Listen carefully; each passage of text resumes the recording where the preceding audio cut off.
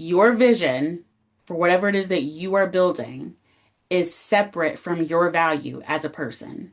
And when you can get to a point when you realize that this is not about me, this is bigger than me, I am simply the vehicle for bringing forward this vision that I'm and this offering to the world. I think that reframing it in that way is it's like a form of freedom that I think we all should have. And so that's something that I'm working on.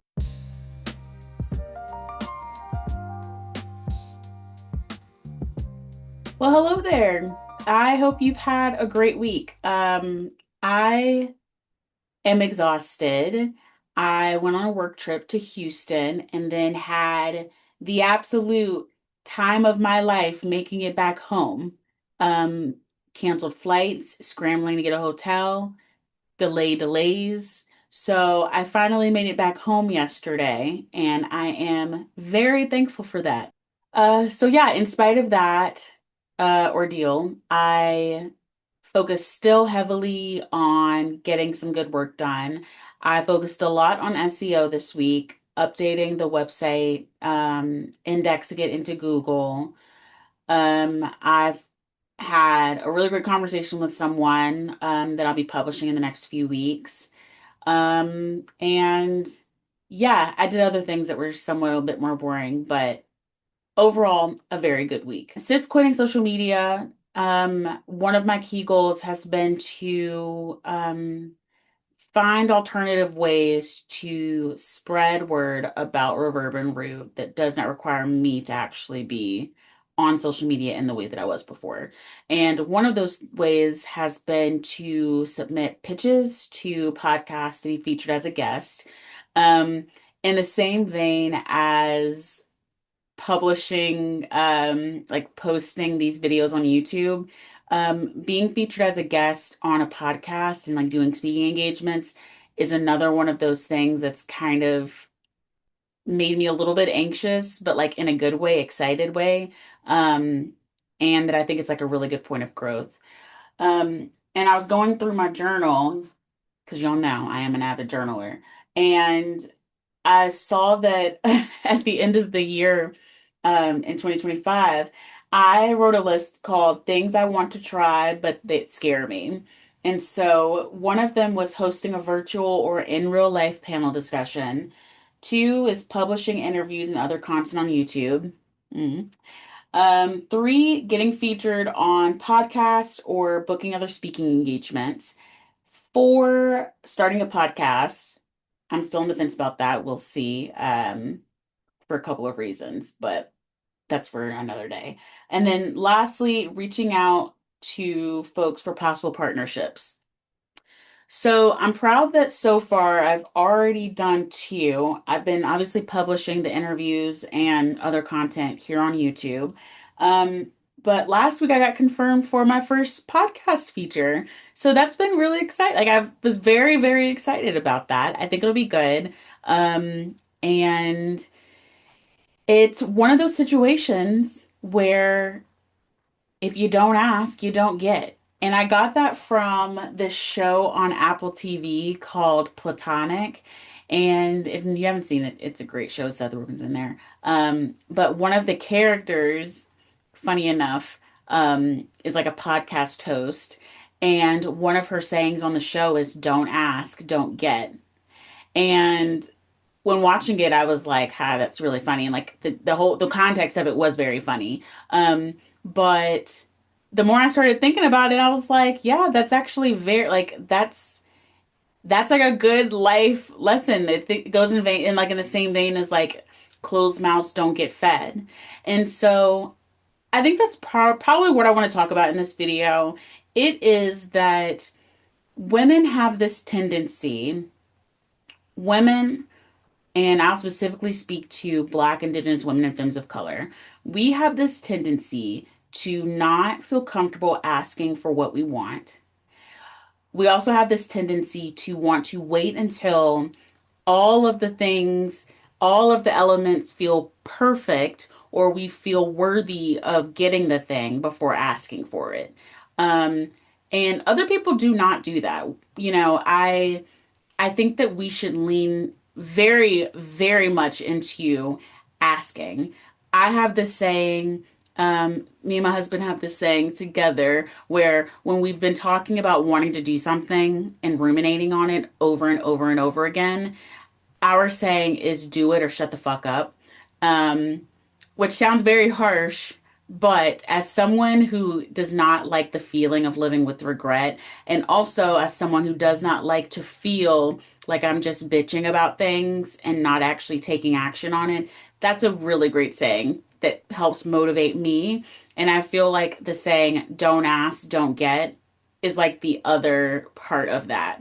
Um, because I can think of several times when I have really, really, really wanted something or really, really needed help with something, but I did not ask because I didn't want to be a burden, or I didn't want people to think that I was incompetent or didn't know what I was doing. Um, and so, yeah, I have worked very hard to release myself of that. And obviously, I'm still doing that because it took me a full like month to actually muster up the courage to send these emails out, to be like a featured guest. And I've gotten like a no, but I also got a yes, like a resounding yes of like, quote, I love what you're doing. And I just think that I think that regardless of what the response is going to be, we deserve to ask. Like, we deserve to give ourselves permission to ask for the thing that we want, need, whatever. And so, yeah, I told myself, one, do it or shut the fuck up, and two, don't ask, don't get. And so you're not going to always get, but you're definitely not going to get if you don't ask. Last week's video, I talked about how if you don't face the internal, it's really setting you up for a poor foundation. And one of the things that I've been doing since I've been thinking about all of this for like the last few weeks is I made a list of the things that have been giving me fear and anxiety and that I've been actively avoiding. And I find that a lot of times the thing that you are avoiding the most is usually the thing that you need the most to push you forward. And for me, I have been I understand for myself that if I'm not sharing my work, then people aren't going to hear about it. If I'm not sharing it widely, I do share my work, but there's always more opportunities and ways that you can like step it up even more to broaden it. And so I literally got to a point where I was like, okay, Kashara, you said you wanted to not be on social media, which means that if you're not going to show up on these platforms, then you have to show up differently and in new ways that are possibly going to cause you discomfort in the short, like I guess in the front end, but have the real possibility of being really, really powerful for sharing your message, for sharing your company, and bringing brand awareness. And so, yes, I sat in the hotel room before I left for the day, and I literally just type, and put the person's email. Don't think about it, hit send. I had to literally tell myself, this is a process goal, not an outcome goal. I am responsible for putting myself out there, my work out there, for putting Reverb and Root out there, for all of those things. But I am not responsible for getting yeses. I'm also not responsible for getting no's. There may be a variety of reasons why somebody would say no or get a non-response, but those are outcome goals, saying I'm going to get 5 podcast features by the end of the month.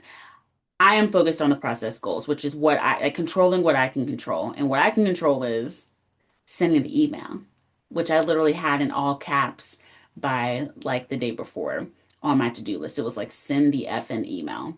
Um, and so I sent it. Yeah, and so I'm really excited. That interview is coming up next month in April. And so I hope it goes well. I feel pretty good about it. Um, and yeah, I think that another piece of this that's really important is, again, going back to my vision for my work is separate from my value as a person.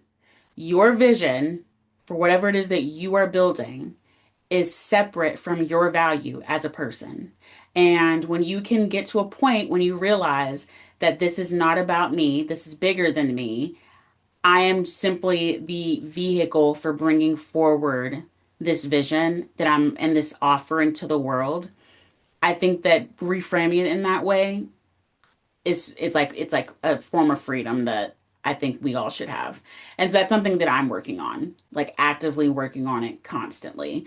I am who I am, but my value is not tied to my vision or tied to my work or tied to how what the outcome of it is. I'm me. I'm gonna be me regardless of whether Reverb Root exists tomorrow or 10 years from now or 100 years from now.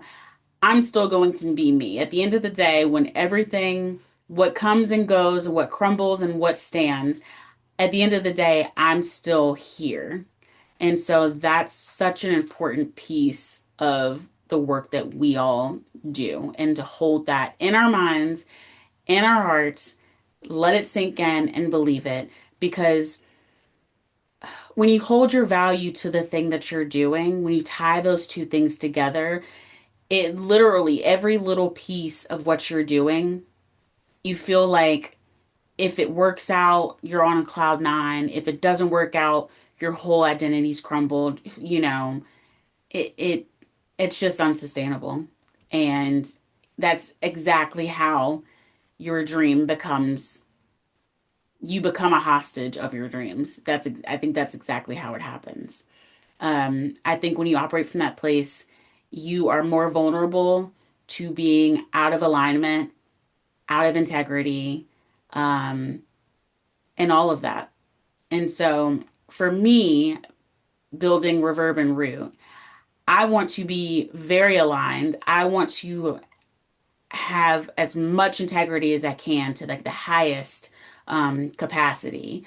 I think that there are so many companies and people out here who you can probably think of some like right off the bat who are just doing god awful stuff.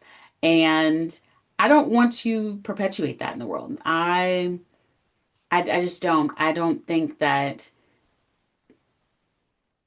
how do I say it? I do not think that it makes sense for me to put as much time and effort and heart into what I'm doing just to use it as a weapon to harm other people.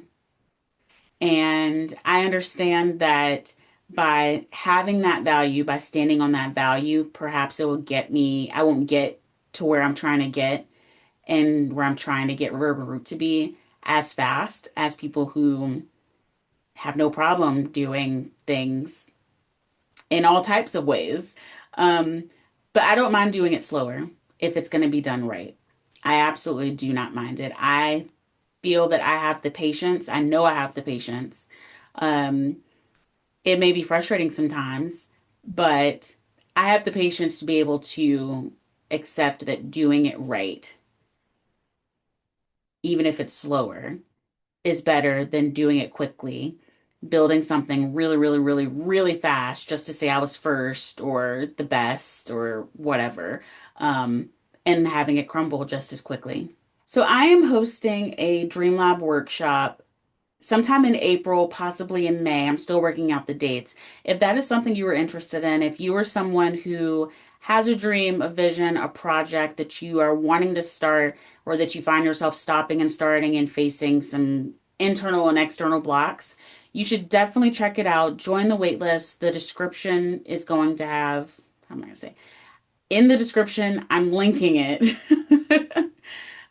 In there. So check it out, join the wait list, and I will send you more information soon. Okay, bye.